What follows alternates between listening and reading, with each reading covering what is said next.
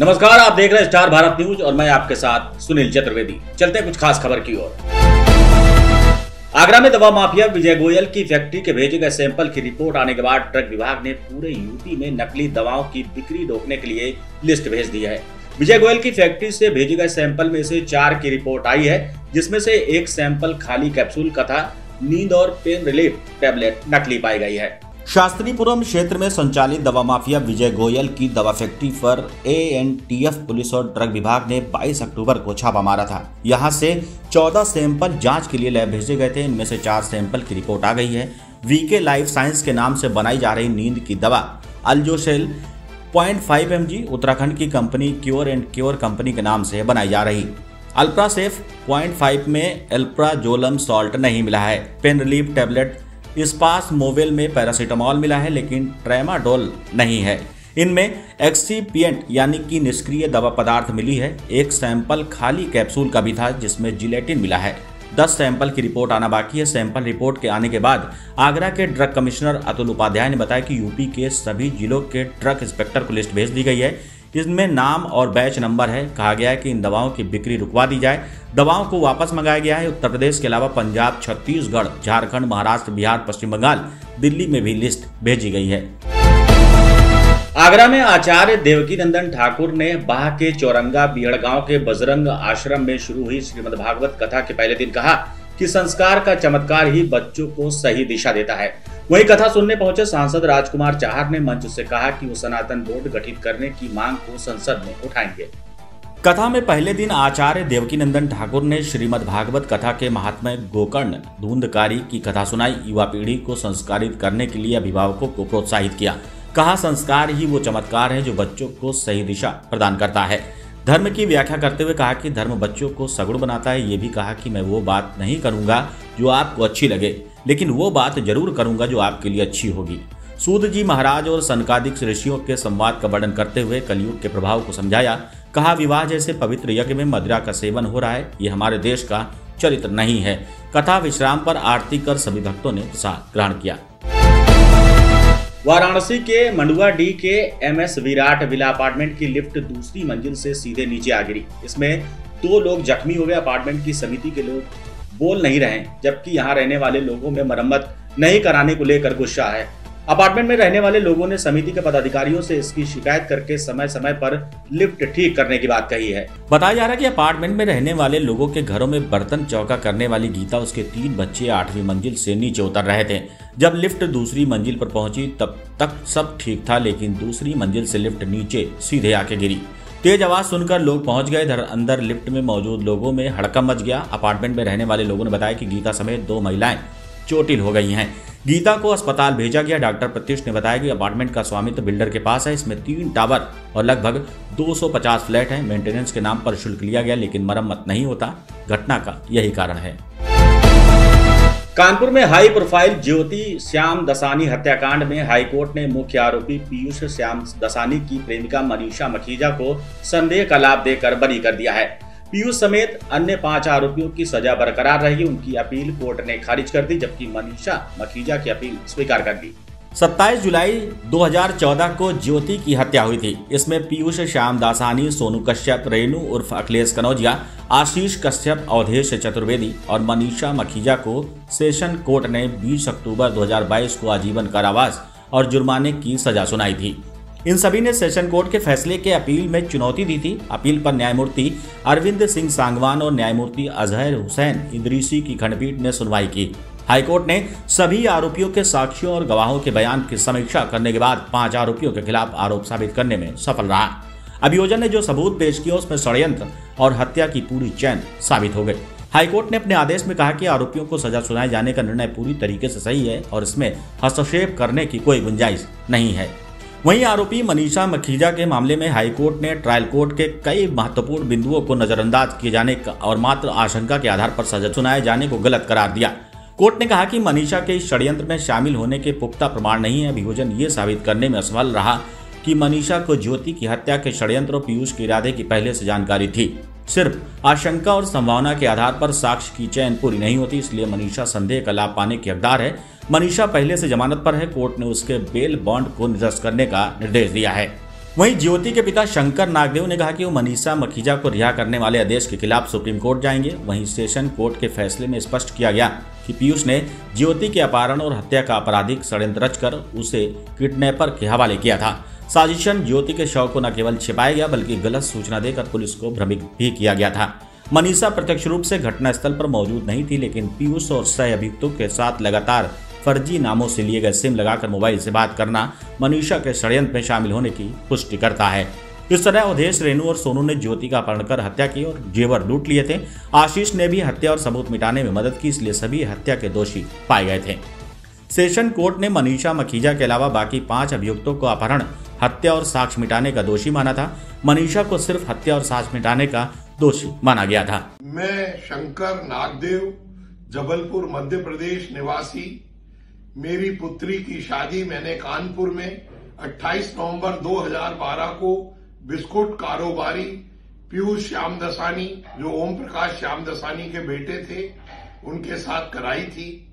उस शादी के ठीक 19 माह बाद 27 जुलाई 2014 को उसकी बहुत ही निर्मम हत्या उसके पति द्वारा सुपारी हत्यारों से करवा दी थी। उसमें मुख्य भूमिका गुटखा व्यवसायी मनीषा माखीजा की थी।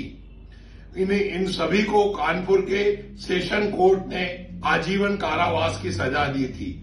उस सेशन कोर्ट के आदेश को इन्हें इलाहाबाद हाई कोर्ट में चुनौती दी थी, जिसमें 5 लोगों पीयूष श्यामदसानी, अवधेश चतुर्वेदी, आशीष कश्यप, रेणु उर्फ अखिलेश कनौजिया और सोनू कश्यप की जो अपील है उसको खारिज करते हुए इनकी सजा को बरकरार रखा है।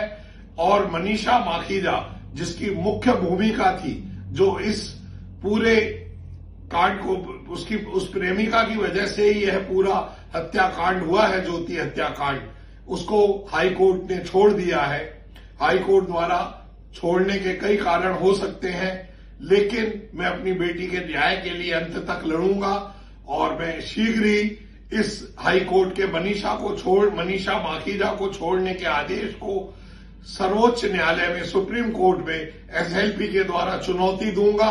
और मुझे पूर्ण विश्वास है भारतीय न्याय में कि मुझे जो है इसका न्याय मिलेगा, मेरी बिटिया को न्याय मिलेगा और समाज में एक अच्छा संदेश जाएगा। जौनपुर की अटाला मस्जिद को लेकर शुरू हुए विवाद के मामले में सोमवार को इलाहाबाद हाईकोर्ट में सुनवाई होगी। मस्जिद कमेटी ने अटाला मस्जिद को लेकर स्थानीय अदालत के मई 2024 के आदेश को चुनौती देते हुए याचिका दाखिल की है। असल में इस मस्जिद को लेकर हिंदू पक्ष की ओर से दावा किया गया है कि मस्जिद मूल रूप से एक प्राचीन मंदिर था जिसे अटाला देवी मंदिर कहा जाता था।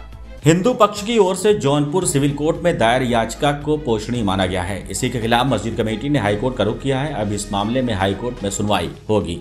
बताते हैं कि हिंदू पक्ष की ओर से ये वाद स्वराज वाहिनी एसोसिएशन के प्रतिनिधि और संतोष कुमार मिश्रा द्वारा जौनपुर की एक स्थानीय अदालत में दायर किया गया है। इस मुकदमे में ये घोषित करने की मांग की गई थी कि 14वीं शताब्दी के विवादित संपत्ति अटाला देवी मंदिर है और सनातन धर्म के अनुयायियों को वहां पूजा करने का अधिकार है। इन वाद में स्थानीय अदालत से अनुरोध किया गया है कि उन्हें विवादित संपत्ति पर कब्जा दिलाया जाए। साथ ही वे गैर हिंदुओं को विवादित संपत्ति में प्रवेश करने रोकने के लिए अनिवार्य निषेधाज्ञा भी मांगी है। ट्रायल कोर्ट ने पहले मुकदमे को प्रतिनिधि क्षमता में सिविल प्रक्रिया संहिता के आदेश 1 नियम 8 के तहत आगे बढ़ाने की अनुमति दी थी, जिस निर्णय को इस वर्ष अगस्त में जिला न्यायाधीश ने बरकरार रखा था। इन दोनों आदेशों का मस्जिद द्वारा हाईकोर्ट में दायर याचिका में चुनौती दी गई है। वक्फ अटाला मस्जिद याचिकाकर्ता का तर्क है कि हिंदू पक्ष का मुकदमा मूल रूप से दोषपूर्ण है, क्योंकि वादी जो कि सोसाइटी पंजीकरण अधिनियम के तहत पंजीकृत सोसाइटी है, एक कानूनी व्यक्ति नहीं है और इसलिए उसके पास प्रतिनिधि क्षमता में मुकदमा दायर करने का कानूनी अधिकार नहीं है। मस्जिद ने कहा कि सोसाइटी के नियम भी उसे इस तरह के मुकदमे में शामिल होने की अनुमति नहीं देते। हाईकोर्ट के समक्ष दायर याचिका में आगे तर्क दिया गया है कि चर्चा में आने वाली संपत्ति हमेशा से मस्जिद रही है और ये कभी भी किसी अन्य धर्म के अनुयायियों के कब्जे या स्वामित्व में नहीं रही है। उत्तराखंड में शीतकालीन 4 धाम यात्रा का आगाज हो गया है। मुख्यमंत्री पुष्कर सिंह धामी पंच केदार गद्दी स्थल ओंकारेश्वर मंदिर से शीतकालीन यात्रा की शुरुआत की। उन्होंने बाबा केदार और मद महेश्वरी की पूजा अर्चना कर प्रदेशवासियों की कुशलता और समृद्धि की कामना की। यात्रा की शुरुआत पर 477 से अधिक श्रद्धालुओं ने ओंकारेश्वर और बाबा महाहेश्वर के दर्शन किए।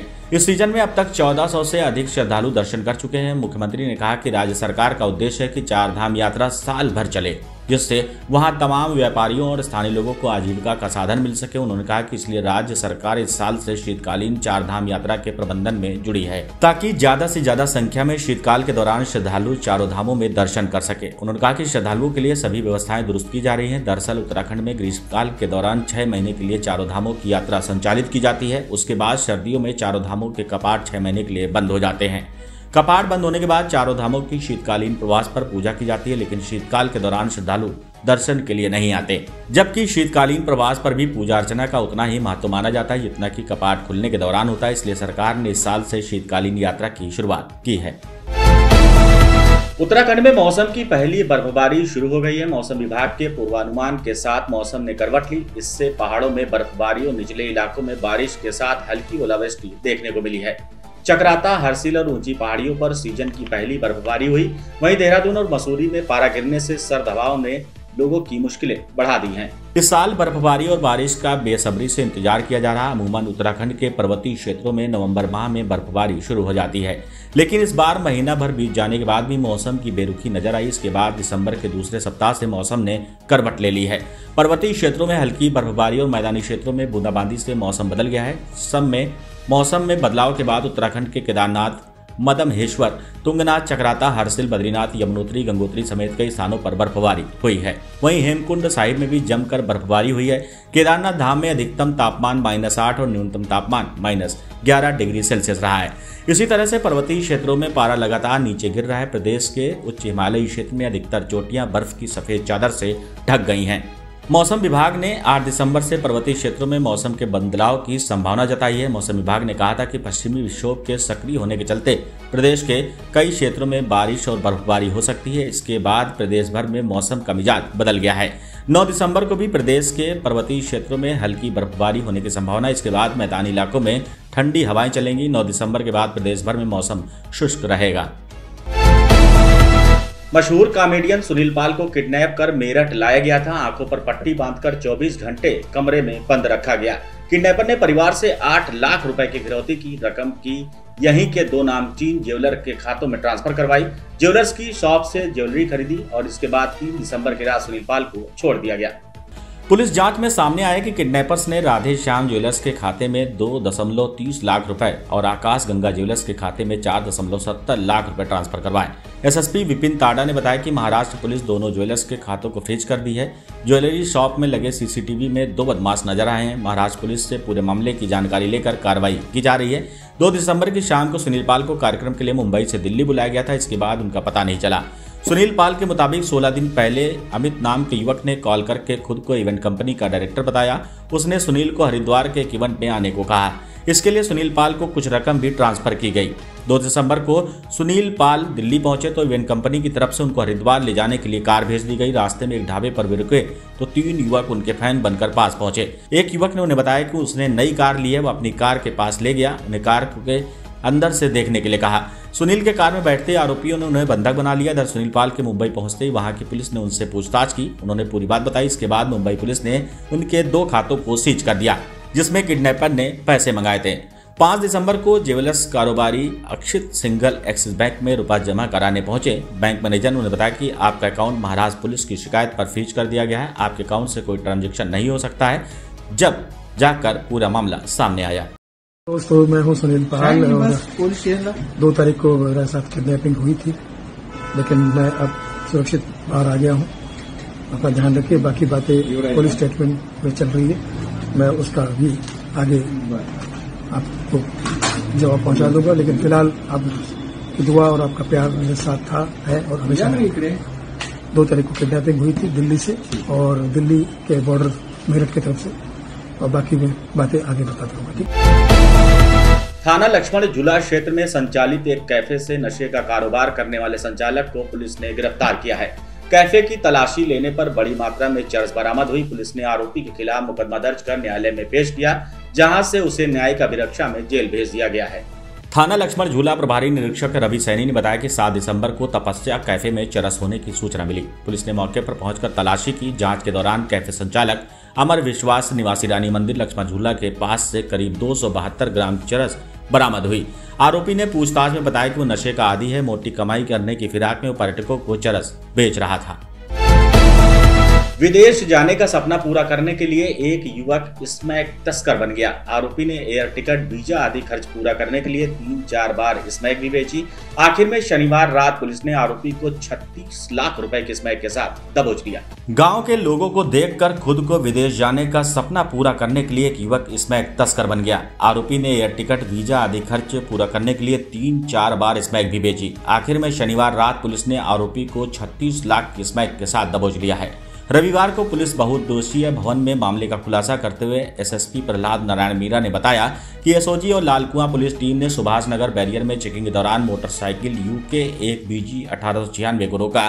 तलाशी में आरोपी के पास से 122.26 ग्राम स्मैक मिली, जिसकी अनुमानित कीमत करीब 36 लाख रुपए है। पूछताछ में आरोपी ने अपना नाम जसवंत सिंह निवासी लालपुर गुरुद्वारा वाली गली किच्छा उधम सिंह नगर बताया है। बताया कि बरामद स्मैक को बिलासपुर उत्तर प्रदेश निवासी अफरोज से खरीद कर लाया था। स्मैक के धंधे में उतरने की वजह पूछने पर बताया कि उसके आस पड़ोस अधिकतर लोग विदेश में नौकरी कर रहे हैं, लेकिन पैसों की तंगी की वजह से वो विदेश नहीं जा पा रहा था। किसी ने गलत रास्ते पर चलकर पैसा जुटाने का रास्ता बताया। कहा कि स्मैक बेचकर वो न सिर्फ आसानी से रुपए कमा सकता है, बल्कि विदेश भी जा सकता है। इसी वजह से वो स्मैक बेचने के धंधे में उतर आया। आरोपी बरामद स्मैक व बिलासपुर उत्तर प्रदेश निवासी अफरोज से खरीद कर लाया था। एसएसपी ने टीम को 2500 रुपए इनाम देने की घोषणा की है। बने रहिए हमारे साथ, तब तक के लिए नमस्कार।